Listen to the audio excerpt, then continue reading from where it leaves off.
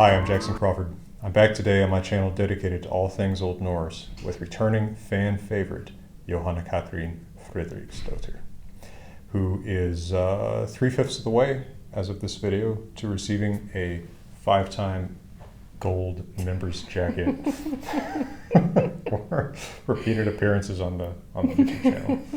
Yeah. We are at the National Library of Norway today, your place of employment, and we have a very special item that we're looking at. So will you tell us first a little bit about what you do here?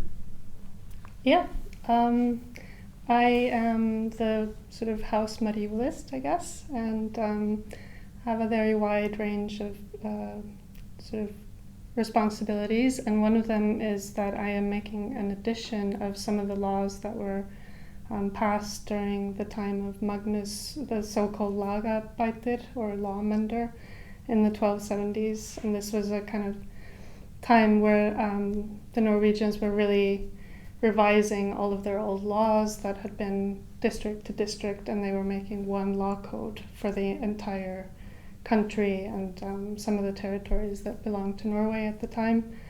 And this is kind of when Norway was at the height of its power in the Middle Ages, and or sort of coming into that period when they had all these territories overseas and so on. And Magnus the Law-mender and his father, they were very interested in kind of bringing Norway more into like European culture.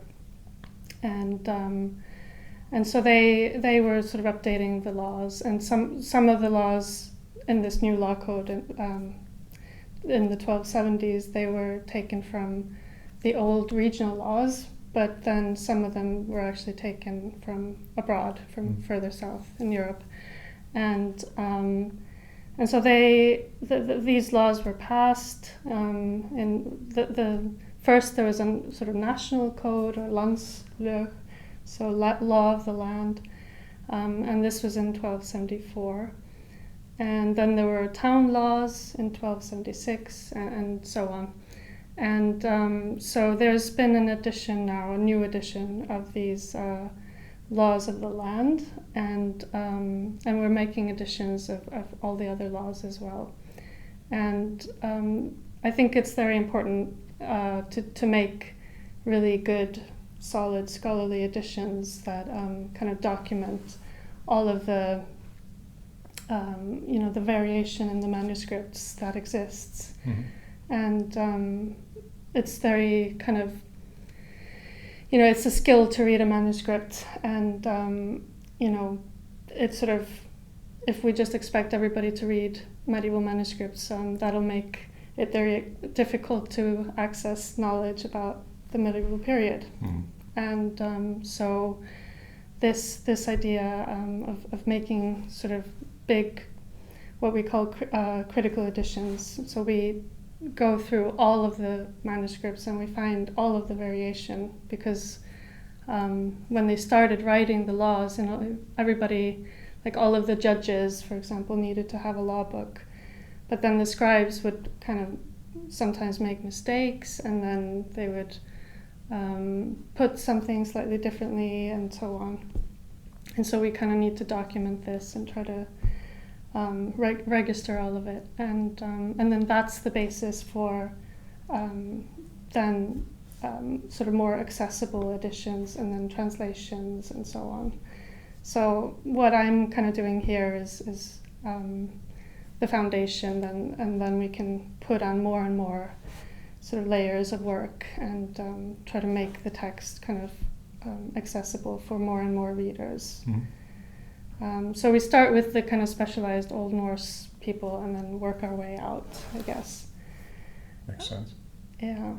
So I have brought out this manuscript today. Really, really pleased to be able to show it to you. Most Norwegian medieval manuscripts are in either Copenhagen or in Sweden, and but we're lucky enough to have a few here in Oslo. And this manuscript here, it's maybe not as impressive as some viewers might think, that these manuscripts look like. It's fully impressive to me. Yeah, well, but what I think is really, really interesting about it is that it shows, that it was used a lot. Mm-hmm. And you can see maybe that it's quite worn, and it's just been handled a lot and so on. And I think that's just an interesting sign of like that the laws were in use and people were, interested in looking things up and so on. And in fact, it's worn exactly where you would expect from just daily use. You have thumbs down here for holding it open. You have fingers and thumbs pulling the pages to change the page. It's exactly like an old book on your own shelf might be. Yeah, maybe from your grandfather. Yeah. So I guess maybe we should talk a little bit about how the book is organized. I've opened it here to where one kind of section of the law ends and another begins. And the section that ends here is the one that's sort of about life in the countryside, which I think is absolutely fascinating. It's my favorite part of the law. And it kind of goes through, renting a piece of land and, what is the right of the tenant and what right does the landlord have and down to the most intricate detail. It's like even who has the right to manure and so on, and a lot about like who has the right to fish in a river if there's two pieces of land and there's a river, and if there's a beached whale and herring, it's all about natural resources really. Right. Who has the right to fish, hunt a seal. Yeah, it's really, really fascinating, and it tells you a lot about what people ate and, saw as very valuable and yeah. And if the sagas are any evidence, something like a beached whale and who has the right to it could be a huge life or death question. Absolutely, So. and a source of conflict. Mm-hmm. So this all needed to be regulated extremely well, and what I think, there's a lot about animals getting out of your land and getting onto somebody else's land as well.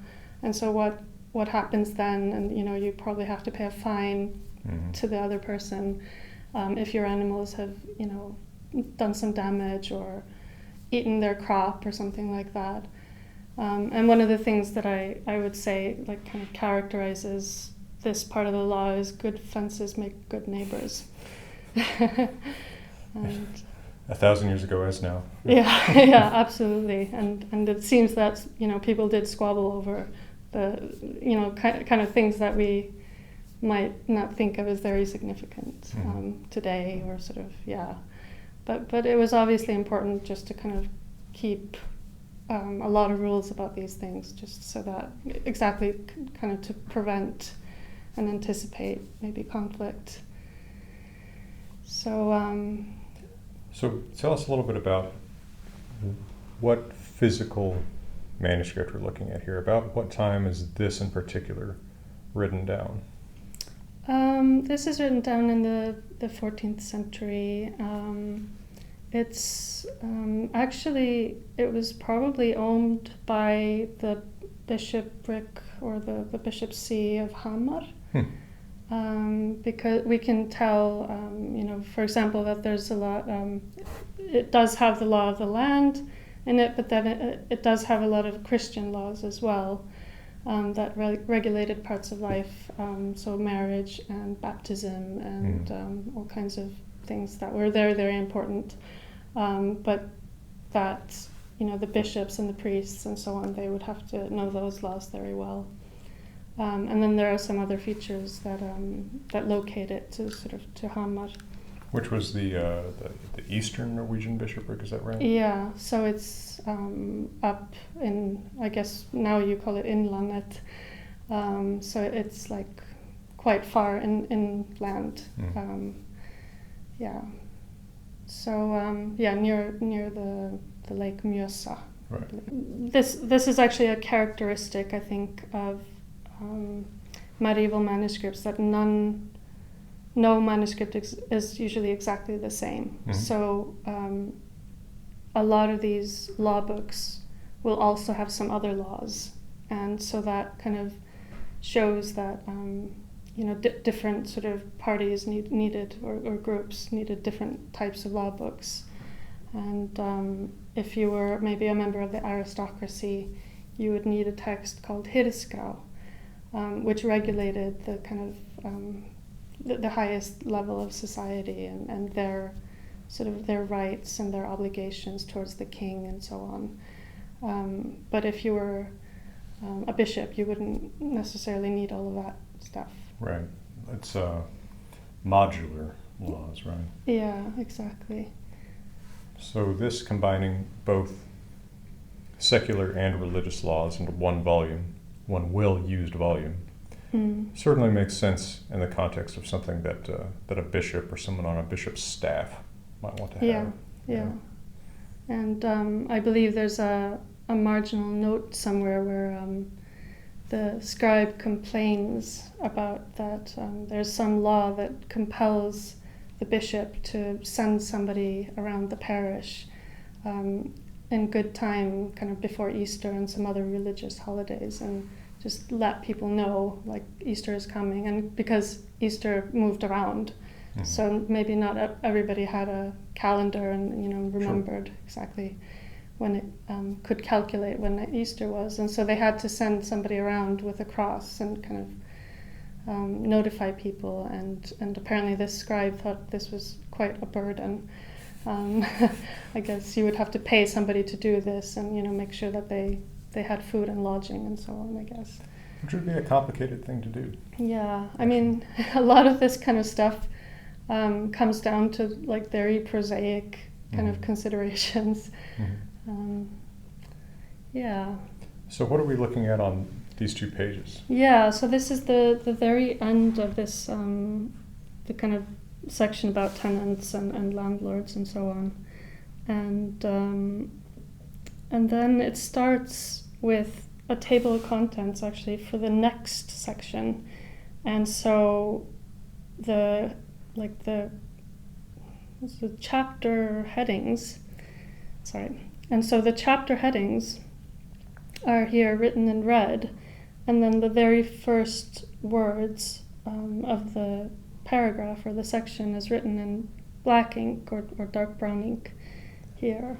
I see. This is a little bit like, I mean, it's obviously not quite the same as a modern typical printed index where, the page is numbered and you look up whatever it is and find what page it's on. But if you look at some older, like early 20th century, especially collections of poetry, poems are indexed like this, right? You look them up by the first line. But this, I guess that the first line would have a large initial in the text. Yeah, so that helps you just find it, like, okay, well, I got to find the one that starts with an S, and then yeah, so it's better than nothing.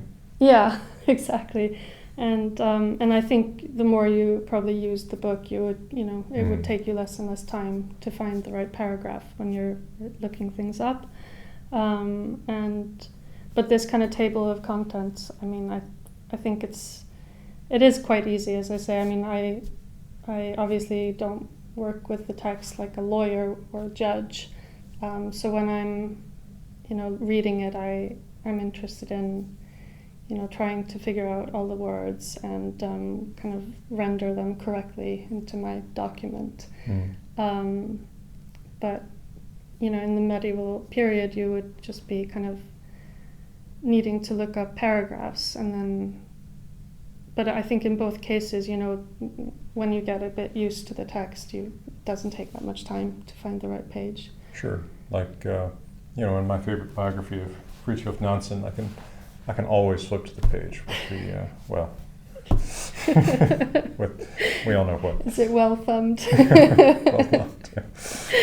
Yeah, but I mean, I'm not sure. I mean, I think people are often a little bit surprised at just how sophisticated and well organized, medieval books were, and that, the initials and the headings and everything, this is all to kind of help you find the correct place in the text. And then it's also decorative, of course. Mm-hmm. But it's very well thought out, because of course when we look at this page, I think, for this particular page, what catches my eye first is this big initial thorn. Exactly. Right, with the bright red and bright green. And that's exactly intended. It's not just random decoration, right? It's because this starts a new section, Mm-hmm. and of course, if you're using this index, that big thorn helps you notice it. In fact, is that the very first thing indexed right there? Thought here. Yeah.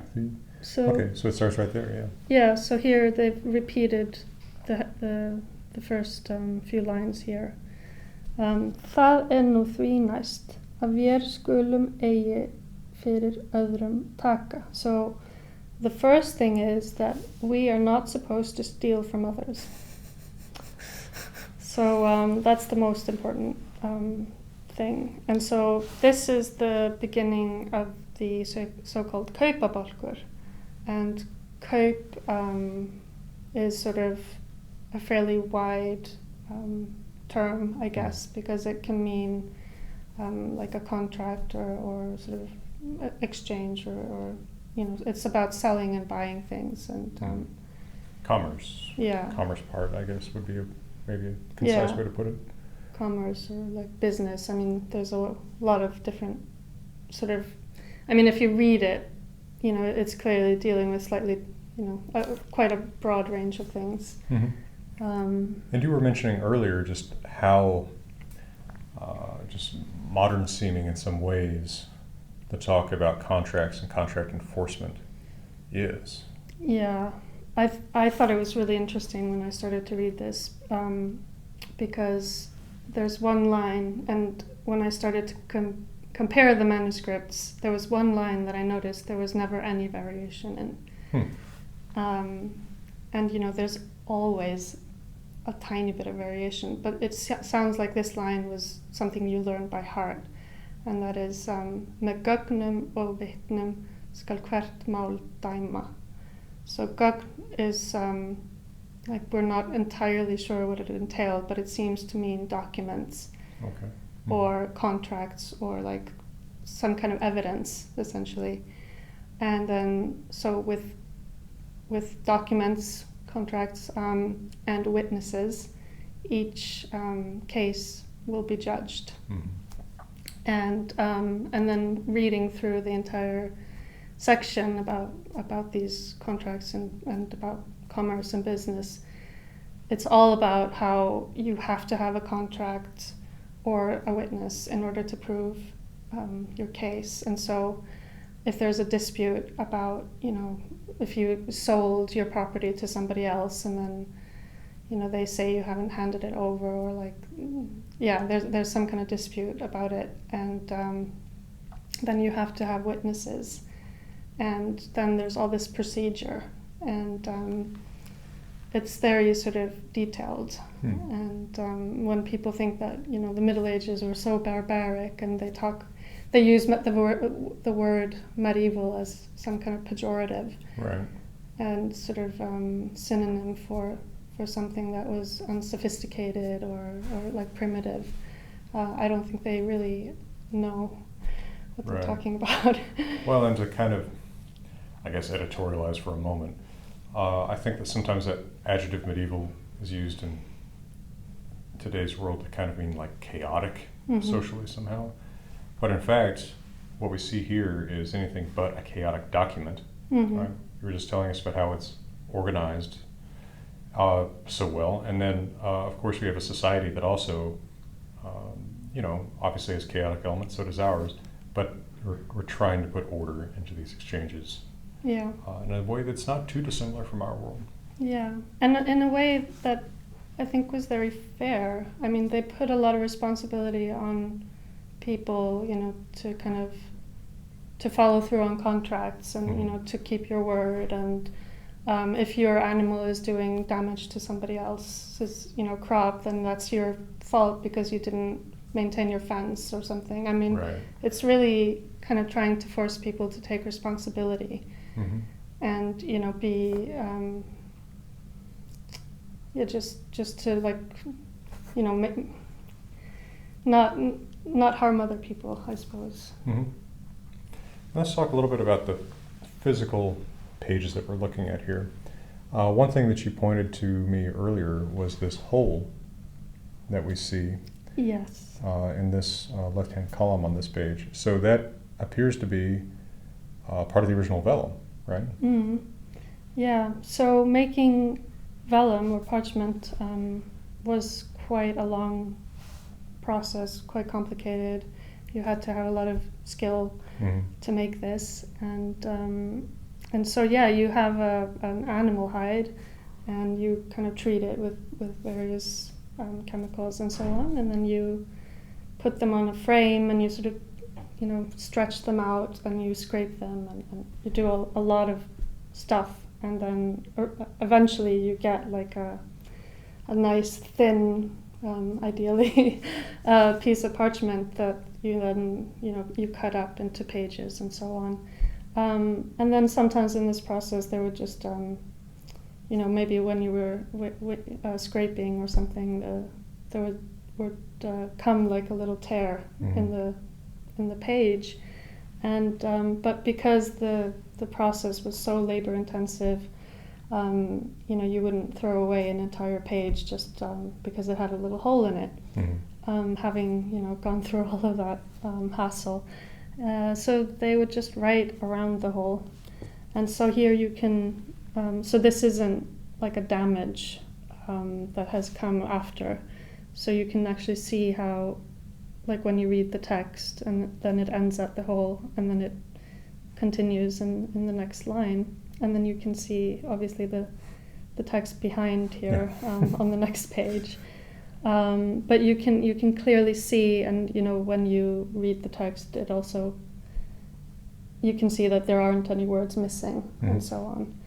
And so that's that was just like normal, at least for, I mean, they probably wouldn't do that for a manuscript that was supposed to be really fancy and expensive. But certainly, I mean, this manuscript was something that, you know, it wasn't supposed to be that expensive. I mean, you can see there's no like illuminations or drawings. There's no gold. You know, this is like a utility manuscript essentially. So it doesn't matter if it's not like pretty.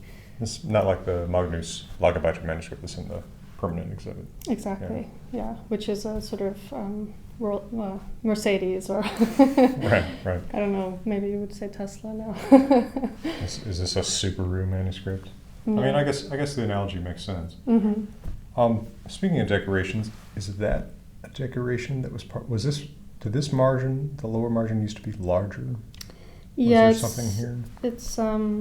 It's been cut by whoever bound it, but I mean, it looks like the ink, you know, is similar Mm-hmm. to the rest, but I'm not actually sure what the function of this would be. I thought maybe this was an illustration, right? Some kind of, like this could almost be a person or an animal Yeah. right there. Yeah, that's true. But it's so hard to see because it's been cut. Mm-hmm. But this is also the case that, you know, sometimes people took a manuscript out of its original binding. And you can see here, like, this string is definitely not medieval. Right. And so that means that the binding probably got extremely worn, or they wanted to kind of maybe put more texts into the same book, and so they would like remove the old binding and put it into a new binding, and then sometimes like the pages were too big for the new binding, Mm-hmm. and then they would just sort of cut them all into the same size or something. So this binding dates to maybe the 19th century or a little bit earlier? Yeah, or even I think it's actually mid 20th century, Oh. because it was rebound then, and then some of the pages got into the wrong order. Oh. And so there's like a part of the manuscript that doesn't quite make sense, and that's not because the medieval scribes were making mistakes. It's just because whoever was rebinding it kind of accidentally put some page in the wrong place. And is the white stuff, is that glue? Is that damage from Yeah, binding it that way? I think it's this page here has actually, I think, got a tear, and so probably somebody was gluing it, and then I think this is just the residual glue, isn't it? I see. Over here, or like maybe there was a damage here.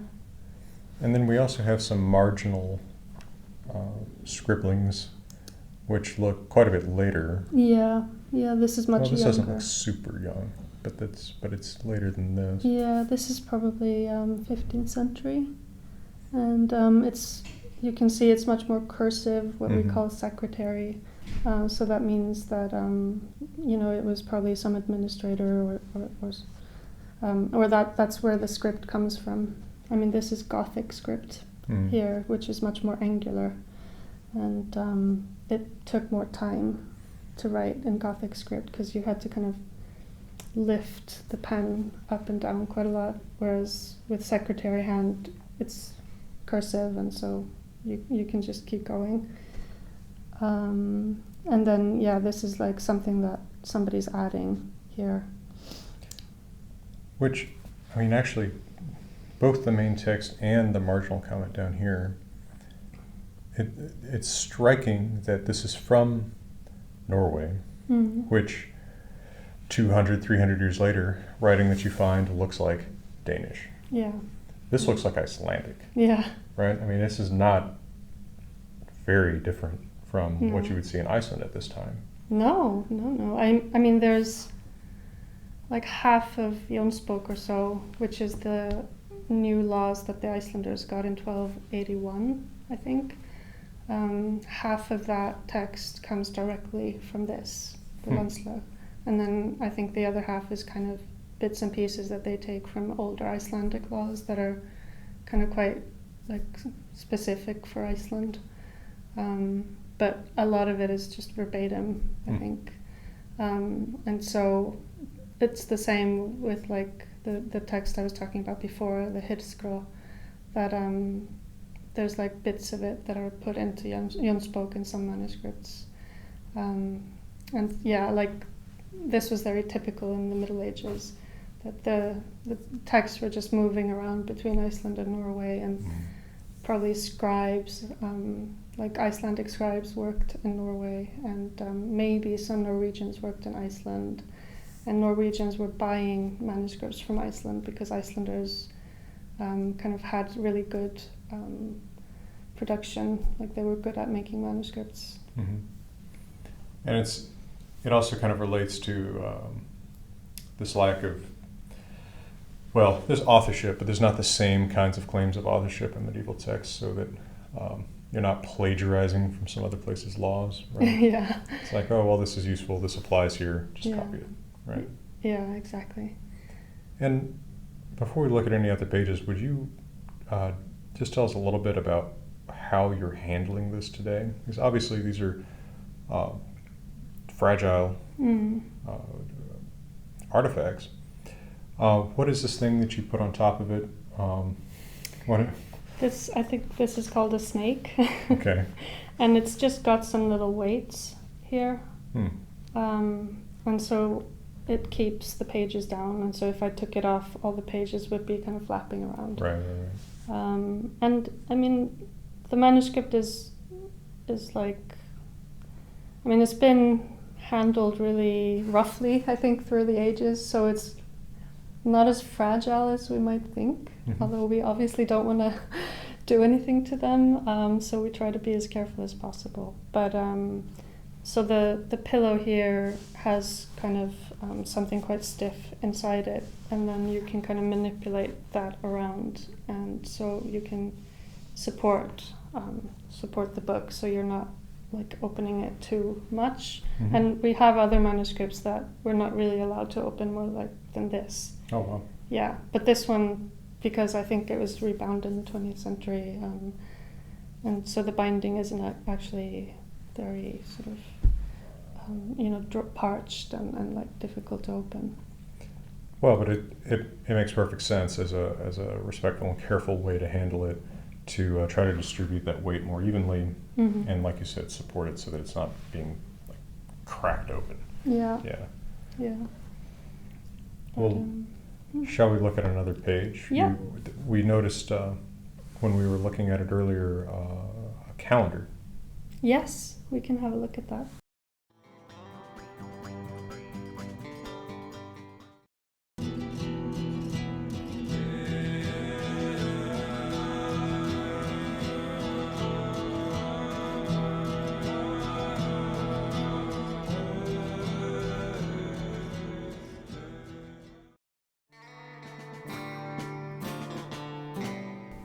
And here we have month names we were noting earlier. Yeah. And I was wondering what was going on with exactly how this calendar works. We see the repeated A, B, C, D, E, F, G. So that's 7, so it's probably the 7 days of the week. But then I'm not totally sure what's going on with the numbers after them. And you see the big A's. So that's like... That must be Sunday, yeah. Yeah, or sort of, you know... and then you can very clearly see September here, October, and so on. And here's Mikkel, Archangel here. Oh, yeah. Yeah. And here's the Euphemia. And yeah, here's November. I mean, I guess there's many fewer feast days in October than in September. But yeah, I mean, it's just sort of to keep track of all these days, the feast days of the various different saints, and there are these crosses here and there. Yeah, and I think that's the most important ones, or at least, you know, whoever did this wanted to draw special attention to that for some reason. I wonder how a priest, a preacher, you know, at whatever level, was keeping track of this for himself. Because it doesn't look like this, they're not checked off in this, right? I wonder if there would have been maybe just a piece of vellum that you might carry around with you. Maybe every year you would just kind of like copy this and check off as you went, because I feel like I would get lost, right?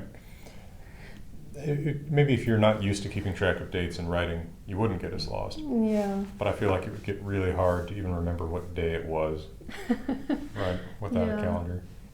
Well, I don't know. I mean, I guess people had a lot fewer things to worry about than we do, maybe. Yes. Of course, the things they had to worry about could sometimes be a lot more serious than the things we worry about. Yes. You know, I'm going to embarrass myself a little bit today is a little bit better than might get cholera today. Yeah. Right. Yeah. Right. But I don't know. I suppose some people must have just been really good at it as well, and some people are completely hopeless. Right. It's amazing to think the things that become easier over time that you wouldn't necessarily expect. Yeah. Because I think that if you went back to this time and talked to, I don't know, any given cleric and said, one day you're going to carry around a thing in your pocket that just tells you what day it is. And like that in itself would sound kind of miraculous. Yeah. Because this stuff takes calculation. And then you think about figuring out Easter using something like this. I don't even understand when Easter is supposed to be when people explain it to me. No, I mean, I don't know it's Easter till someone tells me Happy Easter. And I think, okay. Yeah. That is today. Yeah. Yeah. Well, this is a really amazing document, and it's a privilege to be able to examine it so closely. Yeah.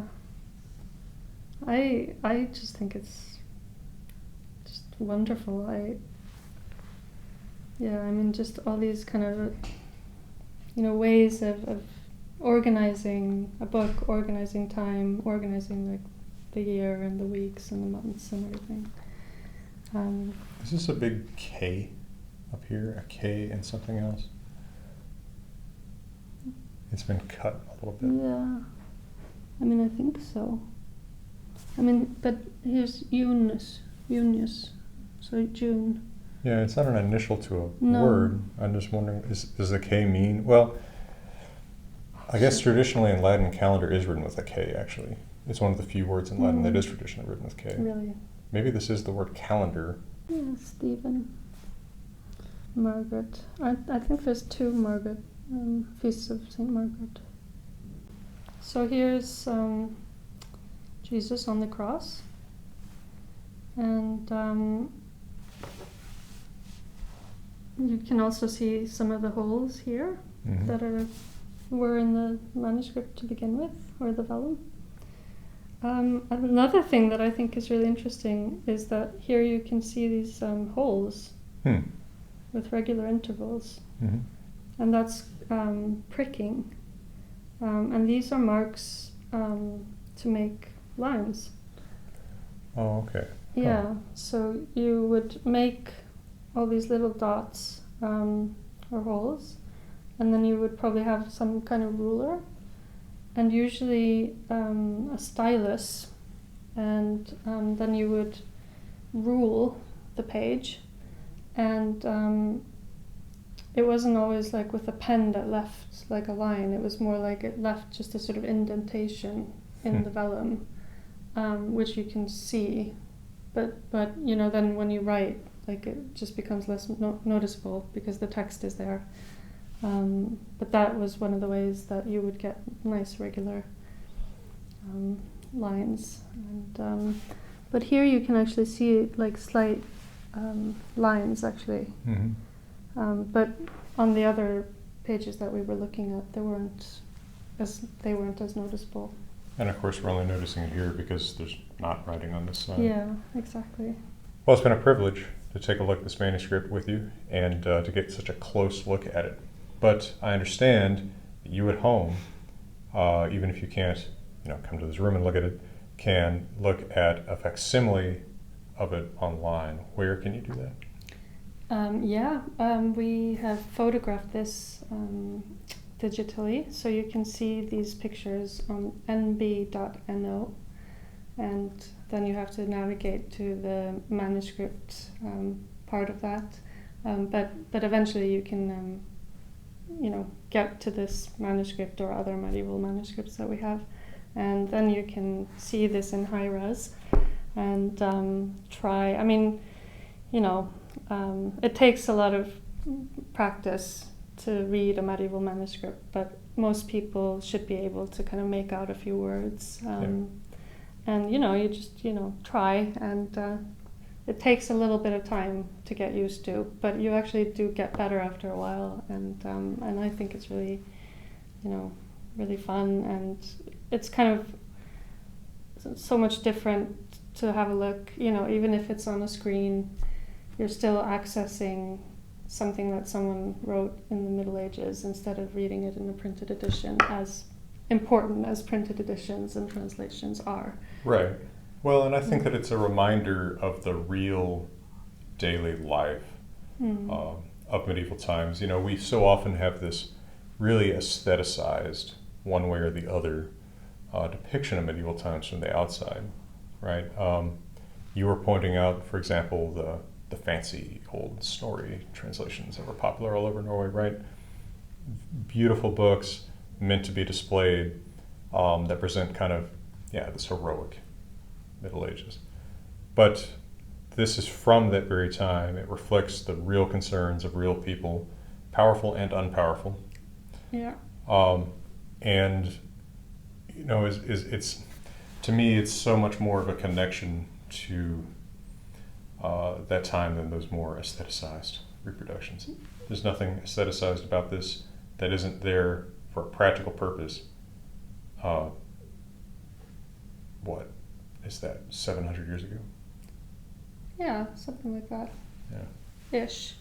And looking at it, it reminds you of how many animals people had to slaughter for their hides, and just being able to afford that. Right. And just the labor of processing those hides into parchment, and all of the preparation.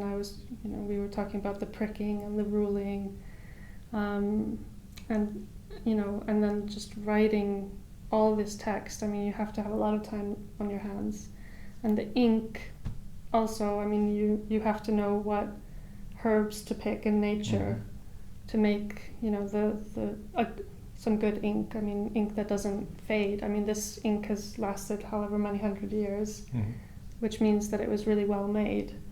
And you had to kind of, you know, pick these herbs and boil them and so on.